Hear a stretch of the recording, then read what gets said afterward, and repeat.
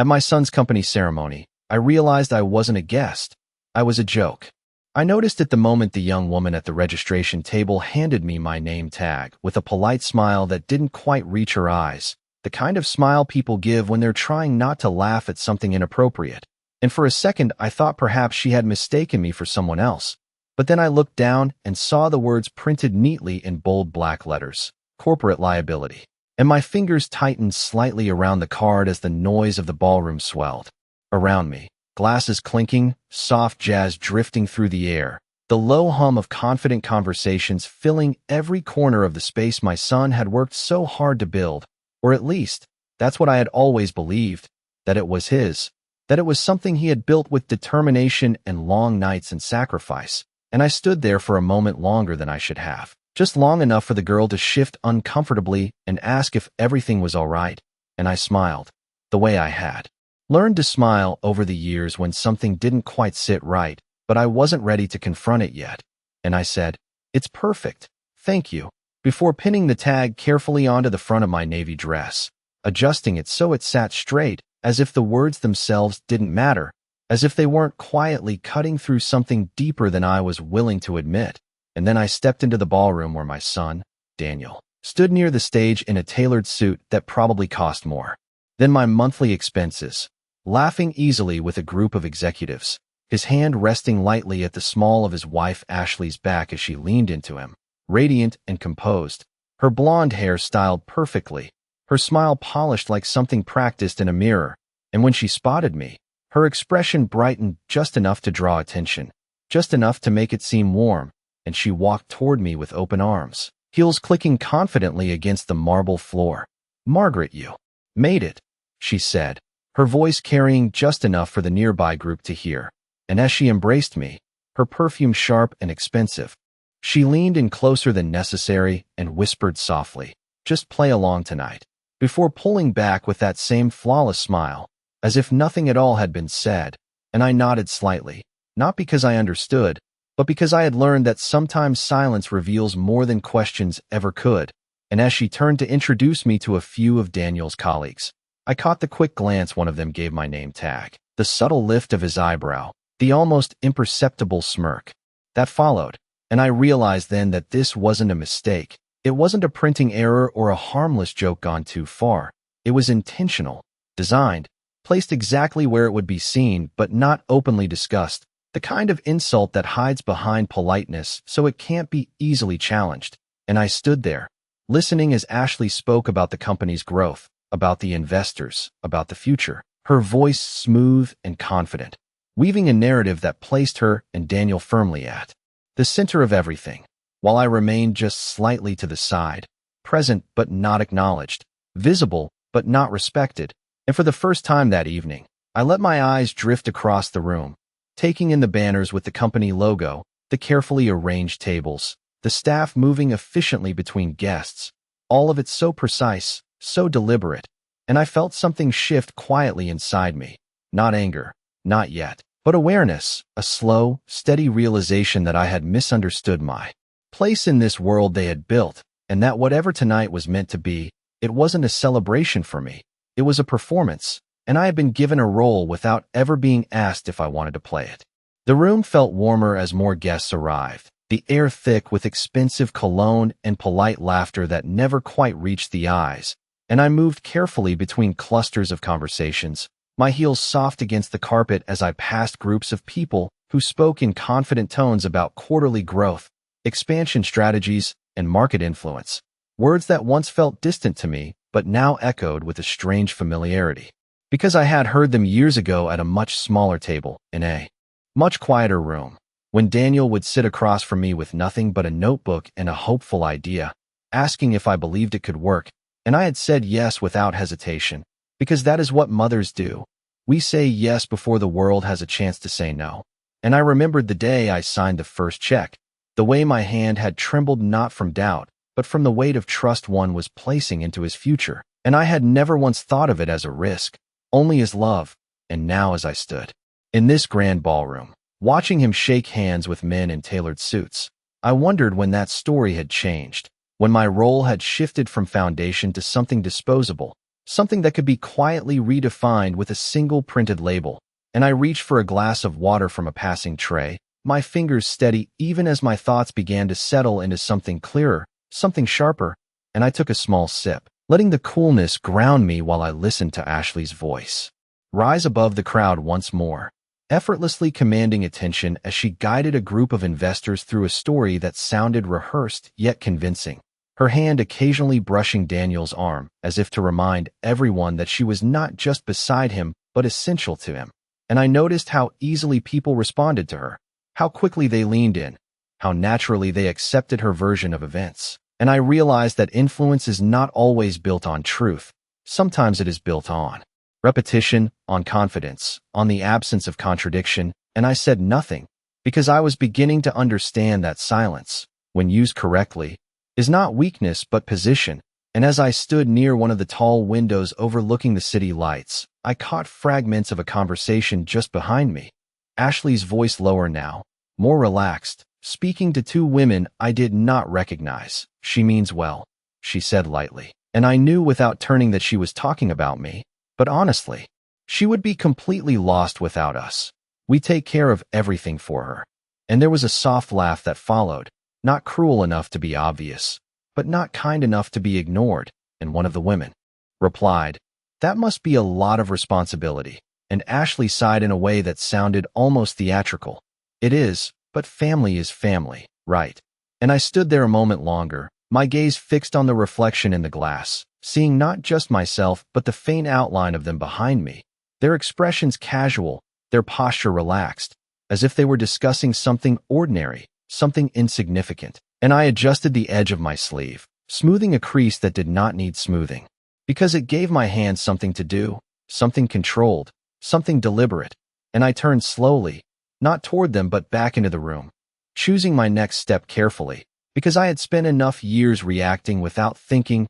trusting without questioning, and tonight something had changed, not loudly, not dramatically, but in a quiet, irreversible way, like a door closing somewhere deep inside. And as Daniel finally noticed me again and raised his hand in a distant wave before, returning to his conversation without waiting for mine, I understood that whatever place I had once held here no longer existed in the way I had believed, and the realization did not break me. It clarified me. It stripped away the last layer of assumption and left behind something far more useful, something steady, something patient, and I allowed a small, almost imperceptible smile to settle on my face, not for them, but for myself, because for the first time that evening, I was no longer trying to belong in a story that had already decided my role. I was beginning to see it for what it was, and more importantly, what it could become. I stayed near the back of the room when the lights began to dim slightly, a subtle shift that signaled the transition from casual conversation to formal recognition,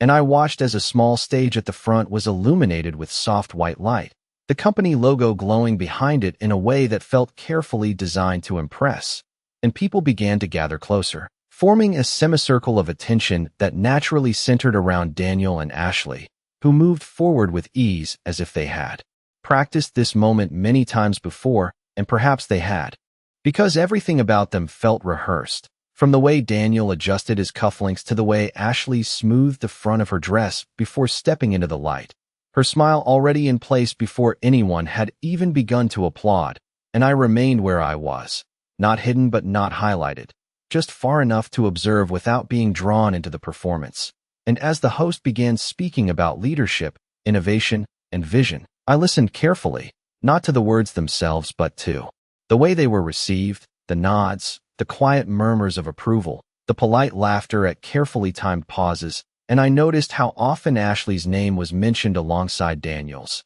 how naturally it had been woven into the narrative, as if she had always been there from the beginning, as if the story had been rewritten so many times that the original version no longer existed. And when Daniel finally took the stage, the applause was immediate and generous, and I felt something familiar stir in my chest. Not pride exactly, but a memory of pride, something that had once been stronger, clearer, before it had been diluted by distance and silence. And he began to speak about the company's journey, about the challenges and the growth, his voice steady and confident, and I recognized pieces of the past in his words, small fragments of conversations we had shared years ago. Ideas that had once been uncertain now presented as polished achievements. And for a moment, I wondered if he remembered those nights, if he remembered sitting at my kitchen table with spreadsheets spread out between us, asking if it was too risky, if it was too much, and I had told him that risk was part of building something real, that nothing worth having came without it. And now here he was, standing under bright lights, telling a room full of strangers about perseverance, and I could not help but notice what he did not say, the names he did not mention, the pieces he chose to leave out, and I felt no anger in that moment, only clarity, because omission can be just as revealing as confession. And as he finished speaking, the applause rose again, louder this time, and Ashley stepped forward to join him, placing her hand lightly on his arm as if to anchor herself to his success. And when she leaned toward the microphone, the room quieted almost immediately, drawn in by the confidence she carried so effortlessly. And she began by thanking the team, the investors, the partners, her voice smooth and measured, each word placed carefully, and then, with a small laugh that sounded almost spontaneous, she added, "And of course, we could not have done this without our extended family support system." And there was a brief pause, just long enough for people to anticipate something light, something charming, and she turned slightly, her gaze sweeping the room until it landed on me, deliberate, unmistakable, and she gestured in my direction with a subtle movement of her hand. "Some people contribute in their own special ways," she continued, her tone playful, "even if they do not always understand what is happening." And a ripple of soft laughter moved through the crowd, polite enough to remain acceptable, sharp enough to be felt, and I stood there without moving, my posture unchanged, my expression calm, because I understood now that this was not a moment of carelessness, it was a moment of intention, carefully placed within a speech designed to elevate and entertain at the same time. And I noticed how Daniel did not interrupt, did not correct, did not even glance in my direction. His focus fixed ahead as if the comment had passed without consequence. And in that instant, something settled fully into place inside me, something final, like the last piece of a puzzle sliding into position, and I adjusted the edge of my name tag once more, my fingers brushing lightly over the printed words. And for the first time that evening, I did not feel the need to hide them or straighten them or pretend they did not matter, because I was beginning to see exactly why they had been chosen, and more importantly, I was beginning to understand exactly what they had underestimated. The applause lingered a few seconds longer than necessary, as if the room itself needed time to settle after Ashley's remark, and then it slowly dissolved back into the low hum of conversation, glasses clinking. Again, waiters moving smoothly between guests as though nothing significant had happened, as though a line had not just been drawn in front of everyone and quietly accepted, and I remained where I was, my posture unchanged, my expression composed, because reacting now would only confirm the role they had so carefully assigned to me, and I had no intention of playing it for them, not anymore. And instead I let my gaze drift across the room once more,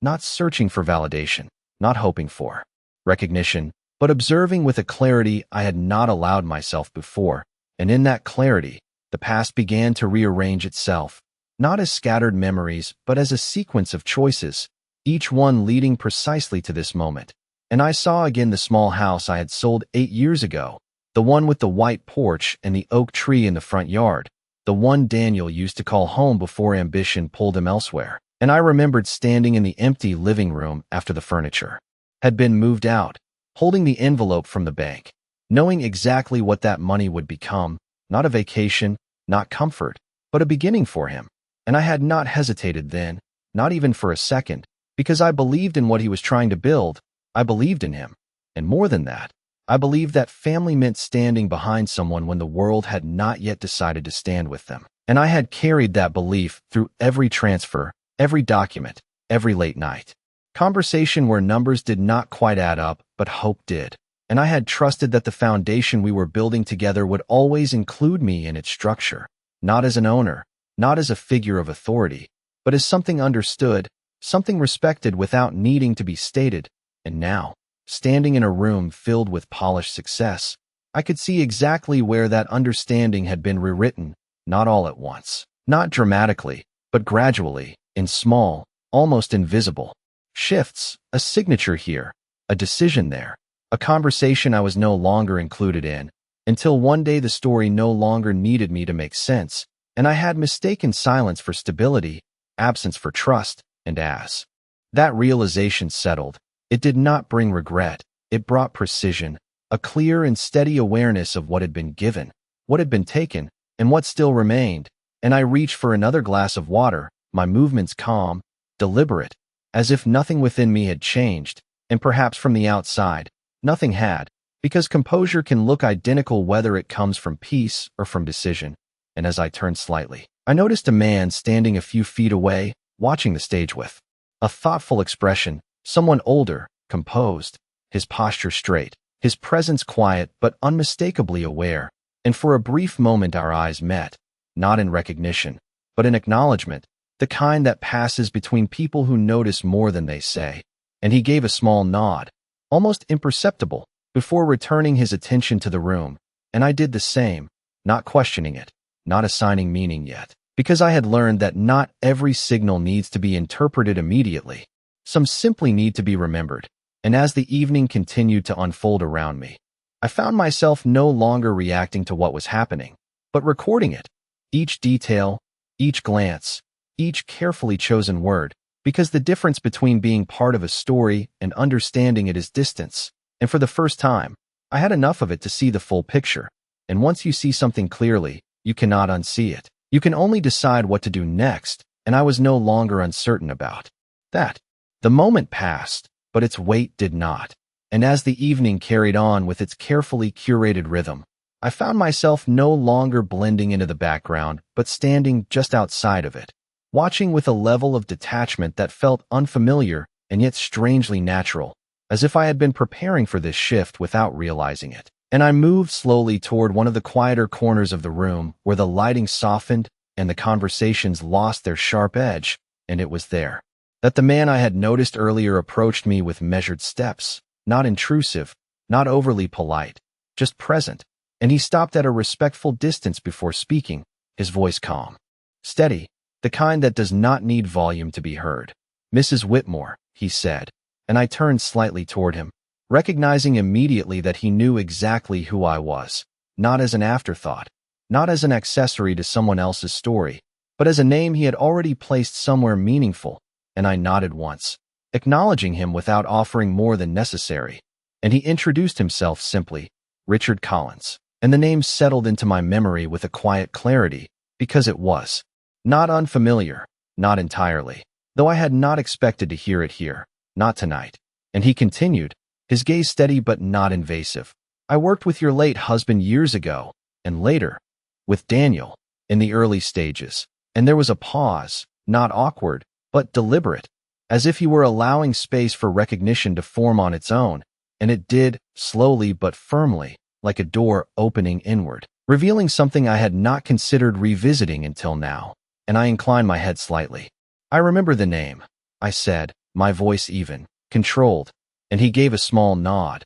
as if confirming something to himself rather than to me. And then he glanced briefly toward the stage where Daniel and Ashley were still surrounded by attention, their laughter rising above the rest. And when he looked back at me, there was a subtle shift in his expression, not pity, not concern, but something closer to awareness, and he spoke again, lower this time. "There have been changes," he said, choosing his words with care, and I did not respond immediately, because I understood that this was not a casual observation. It was an invitation, one that required precision rather than emotion, and after a moment, I said, "There always are," keeping my tone neutral, neither agreeing nor dismissing, and he studied me briefly, as if measuring how much I already knew, how much I was willing to acknowledge. And then he reached into the inner pocket of his jacket and withdrew a small, folded document, not offering it directly, but holding it between his fingers as if it carried weight beyond its size.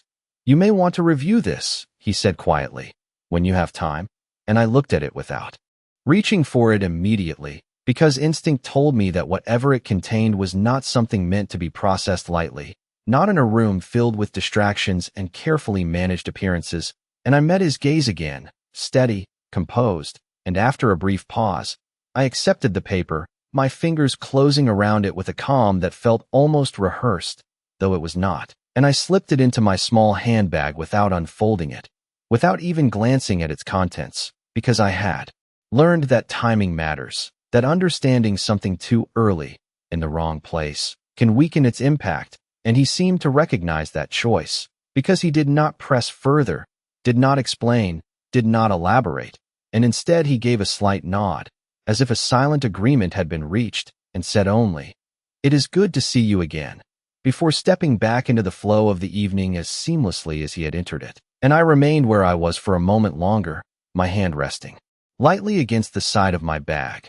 aware of the document now resting inside, not as a burden, but as a possibility. And as I lifted my gaze once more toward the center of the room, where Daniel and Ashley stood surrounded by admiration and attention, I realized that whatever had been set in motion tonight had not begun with a speech or a name tag. It had begun much earlier, in decisions made quietly, in assumptions left unchallenged, and now, for the first time, I was no longer outside of it. I was standing at the edge of something that was finally within my control. I did not open the document right away, not because I was afraid of what it might say, but because I understood that once something is seen clearly, it cannot be unseen, and I wanted to choose the moment when that clarity would serve me, not overwhelm me. And so I remained in the rhythm of the evening, moving with quiet intention, allowing the space to unfold around me while I observed it with a different kind of attention, one that no longer searched for warmth or belonging, but for patterns, for consistency, for truth beneath performance. And I noticed how Ashley positioned herself carefully in every interaction, always slightly ahead of Daniel when introductions were made, always the one to extend a hand first, to speak first, to define the narrative before anyone else could question it. And I saw how Daniel followed that lead without resistance, not out of weakness, but out of habit, the kind that forms when decisions are made repeatedly in one direction until they no longer feel like decisions at all. And I watched as she guided a group of investors toward a display near the stage, her voice confident, her gestures precise, and I followed at a distance, not to be included, but to listen, and she spoke about expansion, about restructuring, about future plans that sounded ambitious and carefully calculated, and then, almost casually, she mentioned internal adjustments, changes that would streamline operations and eliminate inefficiencies. And the word lingered in my mind longer than the rest,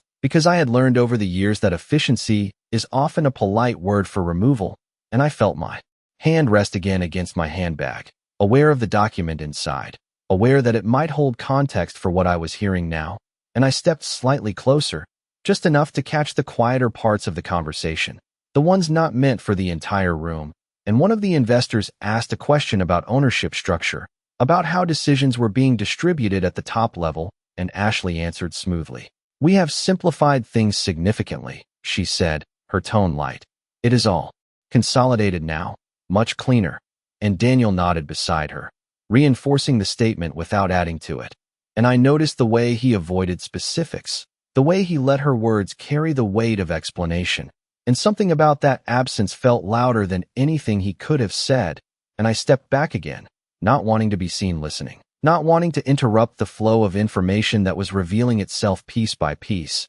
And as I moved toward one of the quieter hallways, leading away from the main ballroom, I finally allowed myself a moment of stillness, a space where the noise of the event softened into a distant hum, and I reached into my bag and withdrew the folded document Richard Collins had given me, holding it carefully between my fingers as if it required a certain kind of respect, and I unfolded it slowly, not rushing, not anticipating, just allowing the words to present themselves in their own time. And as my eyes moved across the page, the language was formal, structured, precise, but the meaning beneath it was unmistakable, a series of revisions, transfers, authorizations, all executed within the last 12 months, all aligned in a way that pointed toward a single outcome, consolidation of control, and I felt no shock as I read it, no sudden surge of emotion, only confirmation, as if the pieces I had been quietly collecting throughout the evening had finally arranged themselves into something complete.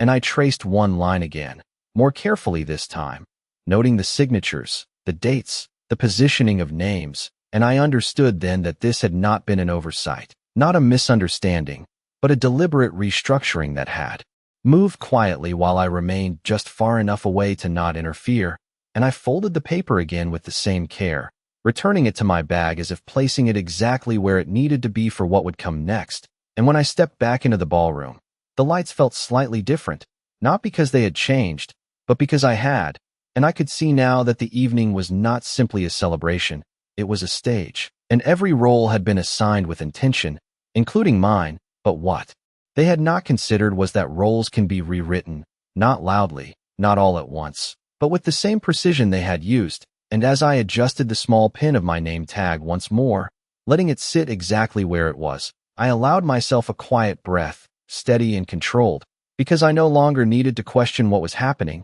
I only needed to decide when to respond. And I was very close to knowing exactly when that would be. When I stepped fully back into the center of the room, nothing had visibly changed, and yet everything felt different, as if I had crossed an invisible line that no one else could see. And I moved with a calm certainty now, no longer drifting at the edges but walking directly through the space with quiet purpose, my posture straight, my pace unhurried. And I noticed how people began to look at me again, not with curiosity, not with warmth, but with that same subtle awareness they had shown earlier, the kind that comes from recognizing something without understanding it. And I made my way toward the stage just as the host announced the final segment of the evening, a recognition of leadership and vision, the culmination of everything the company claimed to represent. And Daniel and Ashley were called forward once more. Their names met with applause that filled the room, confident, assured, unquestioning, and I stopped a few steps from the front,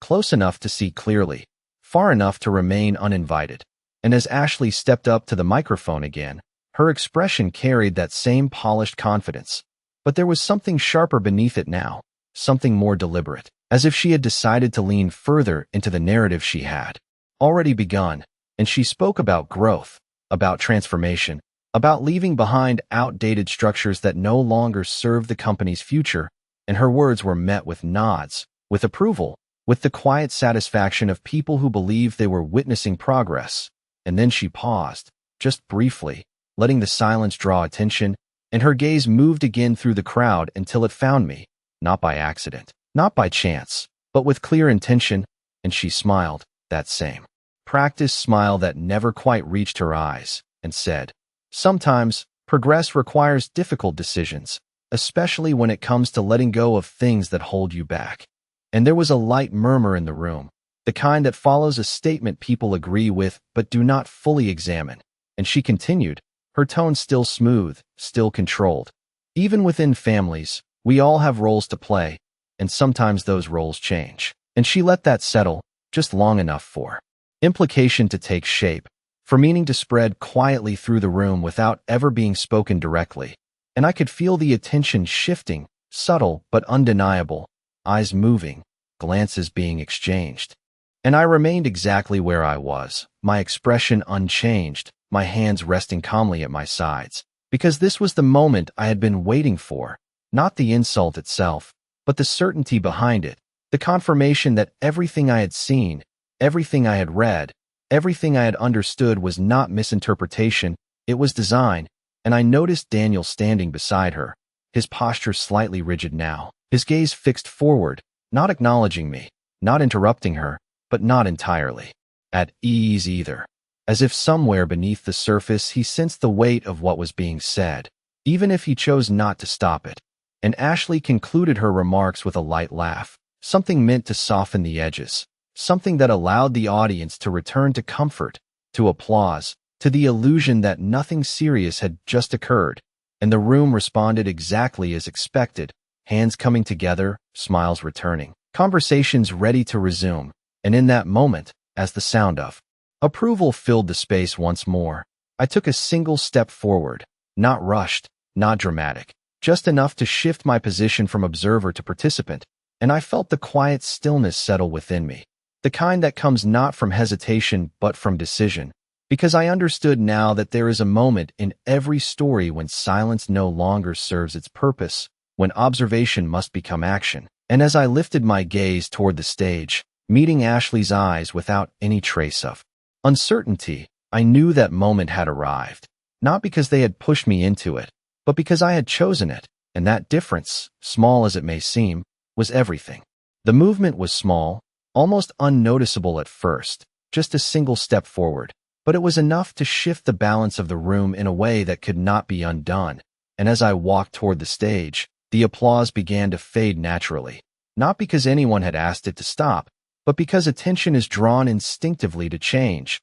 to something that does not follow the expected pattern, and I could feel the subtle shift of eyes, the quiet redirection of focus, and I did not rush, I did not hesitate. I simply continued forward, with the same measured pace I had carried all evening, my heels steady against the floor, my posture unchanged, my expression calm. And when I reached the base of the stage, I paused just long enough for the silence to fully settle, not forced, not dramatic, just present. And I looked up, meeting Daniel's gaze first, because he was closest, and for a brief moment, something flickered there, not recognition, not yet, but uncertainty, the kind that appears when something familiar begins to feel unfamiliar. And then I turned my eyes to Ashley, who was still holding the microphone, her smile fixed in place but no longer as effortless as it had been seconds before, and I spoke, not loudly, not sharply, but clearly enough for the room to hear. "Ashley," I said,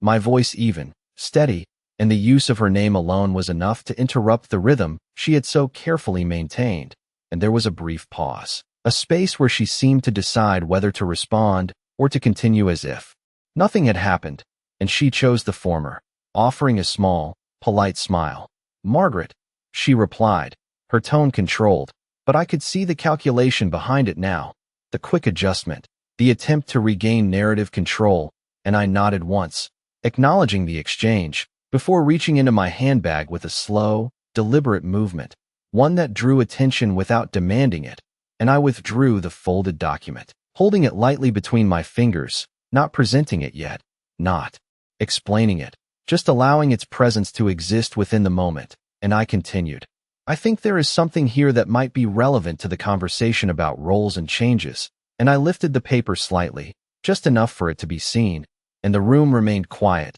the kind of quiet that does not come from discomfort but from anticipation, and I turned slightly, addressing not just Ashley or Daniel, but the space itself, the audience that had been invited to witness a celebration and now found themselves part of something else entirely. "You mentioned simplification," I said, my tone still calm, still measured, and consolidation, and I paused briefly, letting the words settle, letting their meaning echo back against what had been said earlier, and then I unfolded the document with care, the soft sound of paper shifting carrying further than expected in the silence, and I glanced down, not because I needed to read it again, but because I wanted to choose my next words precisely, and when I looked up again, my gaze steady, unwavering, I spoke with the same clarity. "This outlines a series of structural changes made over the past year," I said, "including transfers of ownership and control that were executed without my knowledge." And there was a subtle movement in the crowd,